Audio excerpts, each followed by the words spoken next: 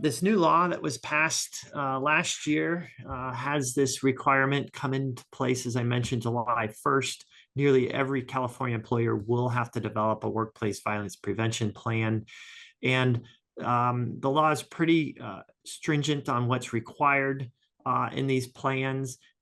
And with that said, though, with the detail that it sets out, it's pretty easy to comply. And now we've got a form that Cal OSHA has published as well that employers can use and fill in the blanks to meet these obligations. And we'll be talking about that form. As I mentioned, this deadline's coming up quickly, July 1st, 2024, and it applies to nearly every employer in the state of California.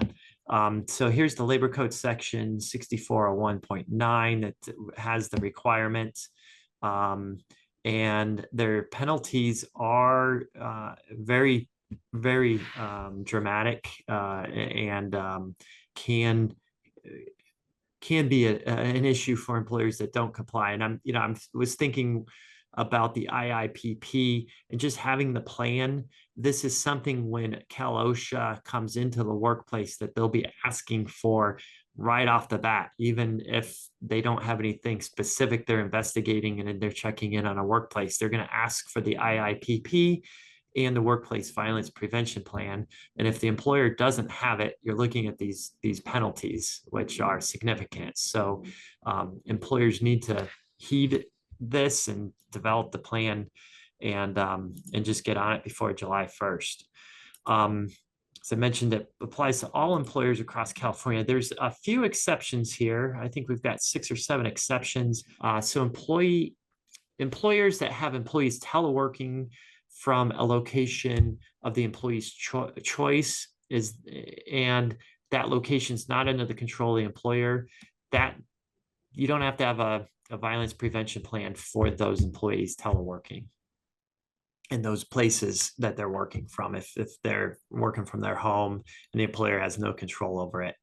And also where the employment has less than 10 employees working at any place in any given time that are not accessible to the public. And that's the key issue there. So if it's less than 10 employees and it's closed to the public, and I think you should be pretty strict on this reading where, even if it's open to the public, but nobody comes in routinely, it's still open. The public could come in. It needs to be a secure, I would argue, it's locked. You have to have a pass, ID card, something like that to access that location.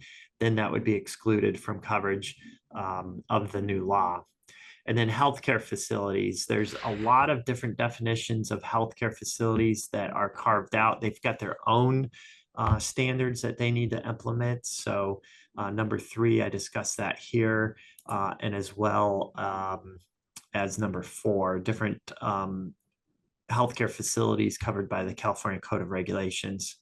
And then 5 and 6 pertains to Department of Corrections, Rehabilitation, and law enforcement agencies, which I don't think we have on the webinar today, but wanted to mention it. So those 6 are the only exclusions that apply, though. So as I mentioned, it's going to cover most employers here in the state of California.